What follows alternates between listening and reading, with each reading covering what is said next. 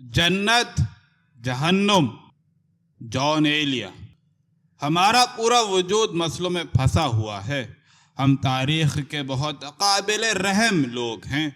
हम तो इतने काबिल रहम हैं कि ख़ुद हमें अपने ऊपर भी रहम नहीं आता। हमारा 52 बरस का माजी नदामत साबित हुआ। क्या ऐसा नहीं है? हमारा हाल नहूसत है। क्या ऐसा नहीं है? हमारा मुस्तकबिल नाउमीदी है। क्या ऐसा दिखाई नहीं देता? क्या ये तौर अमर हमारा मकसूम और मुक़द्दर था? क्या इस बदतरीन तौर अमर के सिवा बेहतरीन तौर अमर मुमकिन ही नहीं था? मैं कहता हूँ कि इस तौर अमर, इस बदतरीन तौर अमर के बजाय बेहतरीन तौर अमर मुमकिन ही नहीं, यकीनी था। हमारी बदबख्ती के कई सबब हैं। इनमें से एक सबब कश्मीर है।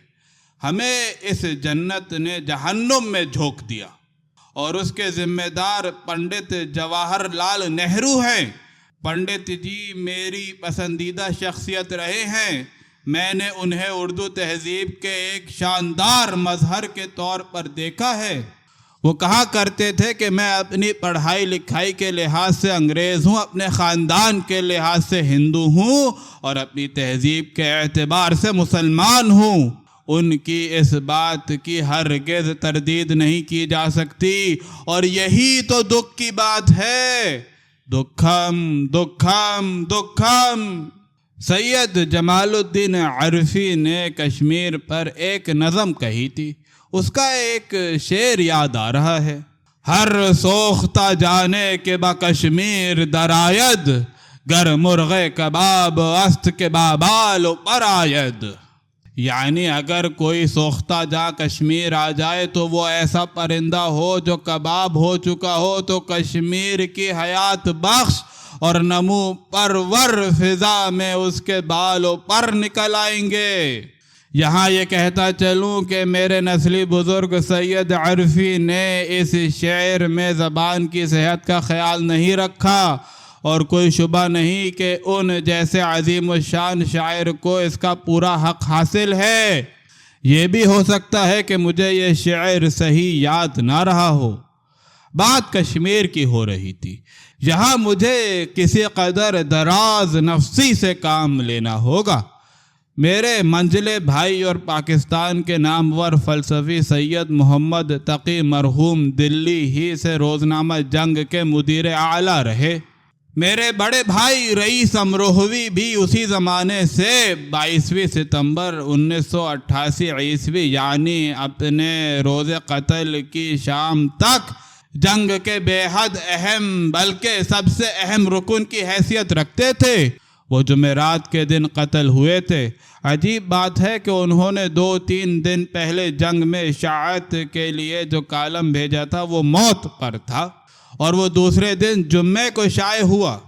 वाज़े रहे कि मेरे ये दोनों भाई मुस्लिम लीग के मामलात को जितना जानते थे उतना कम ही सहाफ़ी जानते होंगे। मैंने अपने इन दोनों भाइयों से और नवाब सिद्दीक़ अली ख़ां मरहूम से सुना है कि जब अंग्रेज़ आज़ादी देकर जाने वाले थे तो उन्होंने कुछ मुसलमानों से ये बात जानना चाहिए थी कि रियासत हैदराबाद और कश्मीर के बारे में क्या फ़ैसला किया जाना चाहिए। मुसलमानों ने कहा था कि रियासत हैदराबाद और कश्मीर के मामले को जू का तू रहने दिया जाए। आखिर उन चंद मुसलमानों के इस तर्ज़ अमल की क्या वजह थी? बात यह है कि उनका बजा तौर पर यह अंदाज़ा था कि रियासत हैदराबाद पाकिस्तान से रिश्ता जोड़ेगी, इसलिए कि रियासत हैदराबाद का हाकिम मुसलमान है, यानी निज़ाम हैदराबाद उस्मान अली ख़ां। रही रियाया तो उसकी तादाद अगरचे मुसलमानों से कहीं ज़्यादा है मगर वो कर ही क्या सकती है। अब रही रियासत कश्मीर तो उसका मामला हैदराबाद के बरअक्स था। वहाँ का राजा तो हिंदू था और प्रजा हिंदुओं से कहीं ज़्यादा थी। सो उस वक्त के मुसलमानों ने बजा तौर पर यह बेअदील और बेबदील क़ियास कायम किया था कि कश्मीर के लोगों की अक्सरियत पाकिस्तान का हिस्सा बनना चाहेगी और राजा कुछ भी नहीं कर सकेगा। یا میرے ذہن میں یہ کہاوت ہرگز نہیں ہے کہ چت بھی اپنی پٹ بھی اپنی اور انٹا اپنے باپ کا۔ اقوام متحدہ نے کشمیر کے بارے میں جو فیصلہ کیا تھا وہ یکسر بجا اور درست تھا۔ وہ فیصلہ یہ تھا کہ کشمیر کے معاملے کا فیصلہ کرنے کا حق صرف کشمیریوں کو حاصل ہے، نہ ہندوستان کو نہ پاکستان کو۔ ہندوستان نے اس وقت یہ بات مان لی تھی اور پنڈت جواہر لال نہرو نے اس کو صحیح تسلیم کیا تھا۔ پنڈت جواہر لال نہرو ہندوستان کی تاریخ کے بہت بڑے سیاستداں ہیں۔ وہ فقط سیاستداں ہی نہیں تھے بلکہ ایک ادیب اور مورخ بھی تھے۔ میرا دکھ یہ ہے کہ یہ بات میرے لیے ناقابل فہم ہے کہ پنڈت نہرو جی بہت بڑے آدمی تھے، وہ آخر کشمیر کے معاملے میں اتنے چھوٹے کیوں پڑ گئے؟ گزشتہ 52 برس میں ہندوستانی سیاست کے تجزیہ نگاروں نے پنڈت نہرو کا نفسی تجزیہ کرتے ہوئے یہ کہا ہے کہ کشمیر ان کی کمزوری تھا اس لیے کہ وہ کشمیری تھے۔ کشمیری ہونے ہی کی وجہ سے وہ دنیا کے ایک عالی شان کشمیری شاعر، مسلمان شاعر علامہ اقبال سے گہرا ذہنی تعلق رکھتے تھے۔ مشہور فلسفی برٹرنڈ رسل نے کہا تھا کہ پنڈت نہرو جیسے بڑے آدمی نے کشمیر کے سلسلے میں بہت غلط موقف اختیار کیا۔ یہ تو رہی بات پنڈت نہرو اور ہندوستانی سیاستدانوں کی، مگر پاکستان اب بھی اقوام متحدہ کے اس فیصلے کو مانتا ہے، یعنی یہ کہ کشمیر میں استصواب رائے کرایا جائے۔ میں پاکستان اور ہندوستان میں سینکڑوں کشمیریوں سے ملا ہوں اور ان سے ان کے دل کی بات پوچھی ہے۔ مجھ سے انہوں نے جو کچھ کہا وہ یہ کہ دونوں حصوں میں رہنے والے کشمیری ایک ساتھ رہنا چاہتے ہیں۔ دونوں حصوں کا ایک ہونا ہمارا خواب ہے۔ مختصر یہ ہے کہ وہ جو کچھ کہتے ہیں وہ یہ ہے کہ کشمیر کشمیریوں کا۔ ہو سکتا ہے کہ میرا یہ محدود جائزہ درست نہ ہو اور کشمیری کچھ اور چاہتے ہوں۔ کشمیر کا نام بھی عجیب نام ہے۔ یہ نام شاید عالم غیب خداوند ہی نے رکھا ہوگا، مگر ہم اس کو غلط ادا کرتے ہیں۔ ہم کشمیر کے کاف کو زبر کے ساتھ ادا کرتے چلے آئے ہیں، جبکہ اس کے کاف کو پیش کے ساتھ پڑھنا اور ادا کرنا چاہیے، یعنی کشمیر، یعنی مار ڈال، مر جا۔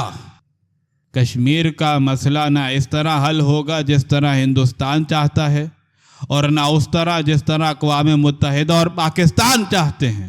میاں، میرے گمان کے مطابق کشمیر کے مسئلے کا بس ایک ہی حل ہے، اور وہ یہ ہے کہ ہندوستان اور پاکستان دونوں مل کر کشمیر کو ناگاساکی اور ہیروشیما بنا دیں۔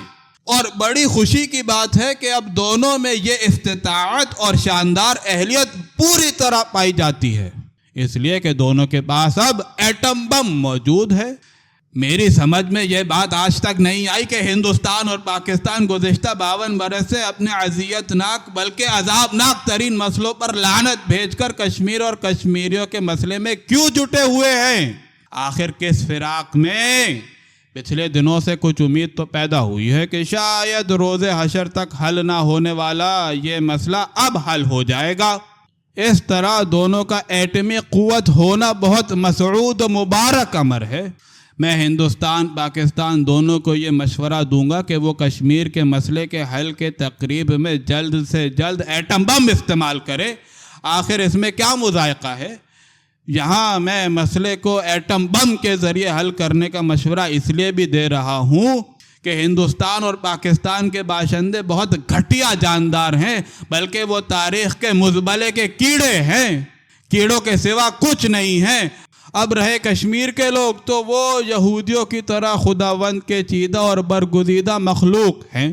میں ایک فاتر العقل اور نیم دیوانہ انسان ہوں، مجھ سے بھلا کسی بھی معاملے میں کون رائے لے گا، مگر میں اپنی نیم دیوانگی بلکہ پوری دیوانگی کی بڑھ میں ایک بات کہوں گا جو نہ جانے خوشگوار ہے یا نہ خوشگوار، اور وہ یہ کہ کشمیر ہرگز نہ ہندوستان کا مسئلہ ہے اور نہ پاکستان کا.